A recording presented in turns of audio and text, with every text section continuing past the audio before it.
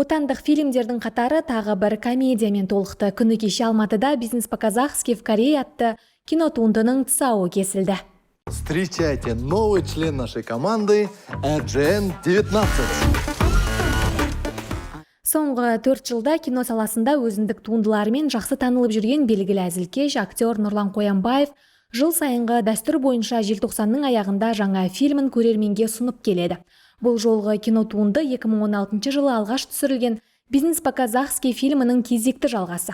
Көрермендерге жол тартқан туындының басты түсірілімі оңтүстік Кореяның астанасы Сеул қаласында өткен, ал оқиға әдетінше Алматы қаласынан басталған. Таспагер Асылхан Мелдебековтің айтуынша, кезекті фильмнің сәтті шығуы актерлер мен режиссердан бөлек сценаристің еңбегі. Кореяда біз 2 апта болдық, 15 күндей. Алматыда 2 апта түсірдік. Кореяда басына келген кезде 3 күн дайындалдық. Локациялар қарадық, по костюму да қарадық, по художке қарадық. И қалған 12 күн түсірдік.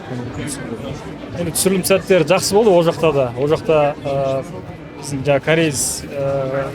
Корея елдің біздің коллегалары жақсы көмектесті. Ұйымдастыру жағы жақсы болды, өте сәтті болды, бірде-бір задержка болған жоқ. Өз орнының, өз уақытысымен бәрі жақсы болды. Жақсы ұйымдастырды ол кісілерге үлкен рахмет. Өзге елде серіктессіз фильм түсіру мүмкін емес. Әр елдің өз заңы мен тәртібі бар. Продюсер Нұрлан Қоянбаев кезекті туындыны Сеулдегі ірі продакшнмен бірігіп түсірген екен.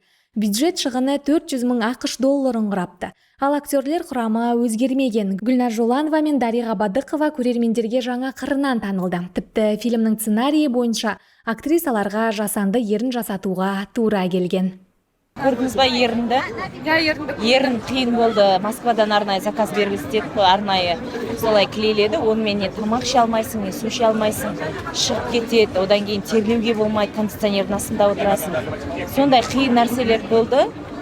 Енді әр жұмысың үшін уайымдайсың, кішкене қалай болды. Енді бұл енді мен оқыған мамандығымыз, бәріміздің актерлар.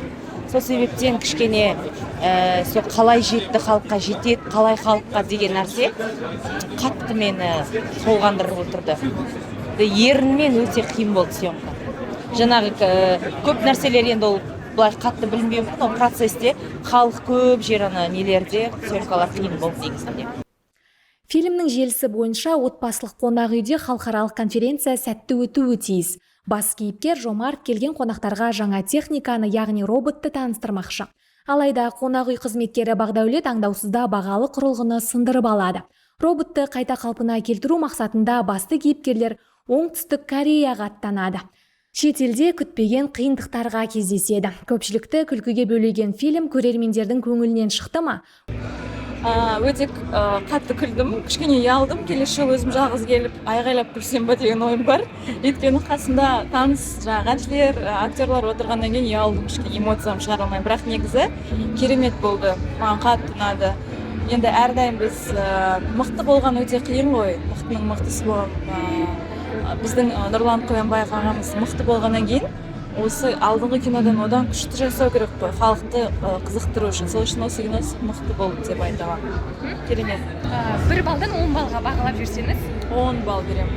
Әсерім, өзімнің Кореяда жүрген бауырымды сағынып кеттім. Біріншіден құрбымды сағынып кеттім.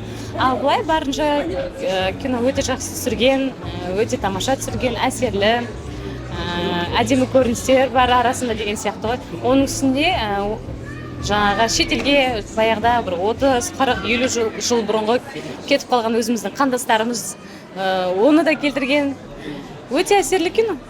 Әрине 10 бал өте жақсы. Осы жылғы көрген кинолардың ішіндегі ең жақсы осы шығар. «Бизнес ПО-КАЗАХСКИ в Корее» фильмін желтоқсан айының 26 жұлдызынан бастап еліміздің барлық кинотеатрларынан тамашалай аласыздар.